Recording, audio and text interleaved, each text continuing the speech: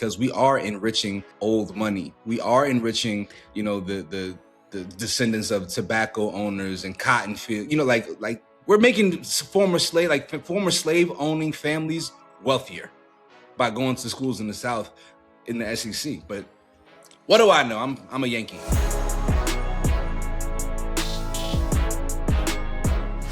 Yeah, Rodney, let's get into this new Vanity Fair article featuring Lane Kiffin. And he got very candid about one of the reasons why he left Ole Miss and went to LSU. He said it wasn't just about the money, but more so about the Confederacy imagery that Ole Miss is willing to, or unwilling actually, to distance itself from. Did you see this article, and what were your initial reactions? Yeah, I lightly saw it. It also surprised the hell out of me that a coach from the South was in Vanity Fair. You know what I mean? Lane Kiffin, he got a different aura about him. I'm not gonna lie. As somebody who's from Jersey, I live in LA. I went to college in North Carolina, lived in Georgia for a minute. I think all that shit is racist. I don't really see the difference from my perspective from Mississippi to Louisiana. You know what I'm saying? Like, Louisiana just voted to have one township or one area have they did gerrymandering in Louisiana, and a lot of Black folks have been disenfranchised. Tennessee, and their vote. Like there's no difference between Mississippi and Louisiana from my perspective. And so this did feel, he's very like calculated in my opinion, Lane Kiffin. So this did feel like positioning potentially, for recruits or for some others. But you lived in the South, you are a SEC gal, so I defer to you, my sister. No, you're absolutely right. And I did my short on this yesterday, and I wanted to go into, there's most likely a dark past at every one of these SEC schools. It's just unfortunately woven into like the makeup of these universities, even as far back as like not even that long ago, where they did not want to integrate the schools, and they were, all of the things. But it's interesting to me, though, because Ole Miss, I felt like, could never get over the hump, right? Like, Ole Miss is always just there, right? Like, they're never a conference. They're never in the conference tournament. They're never really competing for a national championship until this past year. And I always kind of wondered why that was, but I didn't really go too much into it because I didn't really care that much. But that could be it, right? Like, I think it's very interesting. And I'm going to read a quote. He says that like top recruits would tell him, hey, coach, we really like you, but my grandparents are not letting me move to Oxford, Mississippi. And what's interesting too, Rodney, is that I'll see former athletes, or we'll see talking heads on ESPN or on their podcast, et cetera. And they say, we need to boycott these racist institutions, right? But we've been doing that. Have we? Like, we as Black people, yes. I just read the quote from you. We subconsciously have been doing that. We have been telling our kids, for the ones that are overtly racist, right? We've been telling them, no, you cannot go. I had this conversation with my husband. He's like, when he got out of high school, he could have went anywhere in the SEC. And his mom was like, yeah, you're not going to Ole Miss, though. Now, Alabama is just as bad. Yeah, but I guess it's because Ole Miss they have not, which is the whole premise of this conversation, is they have not distanced themselves from that Confederacy imagery, from Colonel Rebel, from the term Ole Miss itself, from the Confederate flags, right? They have not come out as a university and say, we don't want this imagery a part of the look of our school, if that makes sense. Yeah. I hear you. I mean, Ole Miss, Old Mississippi, it just sounds bad. like you finna lynch somebody. But again, I all of it is the same. Like, there's no difference to me from Alabama to Ole Miss to your school, like none of these things are different to me. Even Clemson falls into that category. South Carolina falls into that category for me. And so it's interesting. I've always felt like the dominant and highly rated Black athletes should take a better look into going to HBCUs. There's so much money that generates from their sweat equity that it doesn't make sense for us to not have these athletes at schools that really could benefit not just them, not just the school, but the community at large. And I recognize, of course, obviously, that they don't have the infrastructure or the facilities necessary, to have these students on their campus. But man, that is it's like chicken and egg. Like if those athletes go to those schools, you generate money, that those things come. We can look at evidence of that from Deion Sanders. So Yeah. My school, North Carolina A&T State University, is no longer in a Black conference. We're not in the SWAC. We're not in the MEAC, right? Like we're playing against other white schools, and so we're getting more money.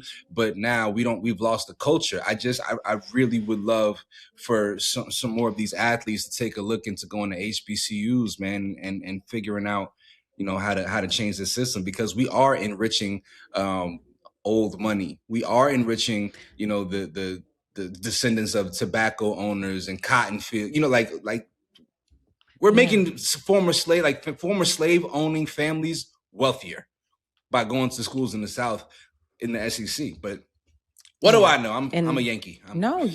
You're right. And unfortunately, I feel like because we're in the era of NIL, that is putting HBCUs 20 steps back, because they aren't able to compete. They cannot compete. And they don't have just like all of the resources that they do have are going to academics, not necessarily athletics, where, it is a very interesting conversation. I'm glad that we're having today. But according to Lane Kiffin, shout out to Morehouse, according to Lane Kiffin, he doesn't have these same conversations with recruits in Baton Rouge. Okay. Now, the Ole Miss fans... Hey, Boosie from Baton Rouge? Yes. Ole Miss and LSU fans were having a Confederacy off on Twitter yesterday. I don't know if you saw it, but they were trying to see who was more racist. LSU fans were trying to say, well, we don't, we ain't racist down here. And Ole Miss was like, well, yeah, we know we racist, but y'all are racist too. Because the Tigers allegedly come from a Confederacy infantry group that they honored back in 1869. That's what I saw, allegedly. So They were having a whole racism debate. But Ole Miss was like, look, we know we racist, but y'all racist too. And then that like Lane Kiffin had the whole like Make Baton Rouge Great Again hats, and like it's just really interesting. He had to come out and issue an apology. I really apologize if anybody at Ole Miss or in Mississippi was offended by that. In a 4-hour interview, I was asked a lot of questions on a lot of things, and Ole Miss has been wonderful to me and my family.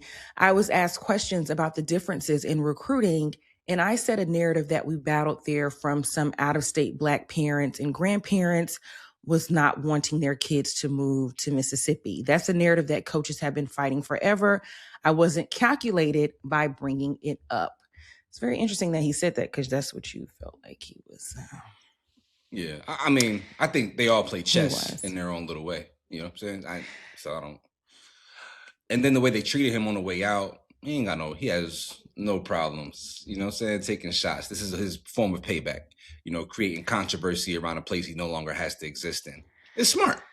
Right. Because I was going to say that, unfortunately, this is something that is been a thing. I mentioned this in my short yesterday when I worked in Memphis. Oxford was in our viewing area.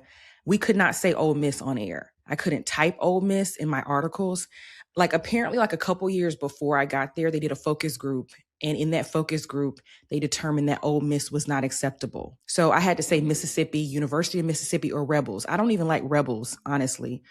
But that was something that station decided that they were going to do on their own. And I don't know if Memphis is because it's a predominantly Black city.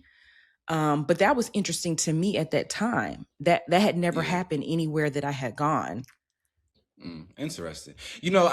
It just kind of like a light bulb went off in my head. I think that people think, or Lane Kiffin specifically, may think that Baton Rouge is not a racist city, right? Because it has Black people.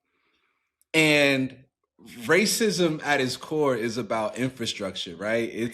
It's not so much about the people that live in the area. It's about how the local area is governed and the systemic implications of racism living within like the confines of a city, from schools to government jobs to how, you know, voting districts, like all of these different things. So I would encourage Lane Kiffin to do a little bit more research in terms of whether or not Baton Rouge is a racist city. And see, this is the thing, Rodney. He doesn't care about Oxford. He would still be in Oxford if Ole Miss didn't have these if Ole Miss didn't have this issue with Black parents and Black recruits not wanting to go there. He would still be there, right? He's saying that Black people don't see Baton Rouge as racist or as racist as Oxford. That's what he's saying. Because you got Lil Boosie up here, you know, whatever. Hell no. I mean, out and like you got out in Sterling, and you have Southern there, you know. Yeah. That's I'm what not. I We think. not. I live in California. There's people who say that LA is racist, right? Like there's an underlying tone of racism that even exists in extremely liberal cities like New York and Los Angeles. So for sure, we think Baton Rouge is racist.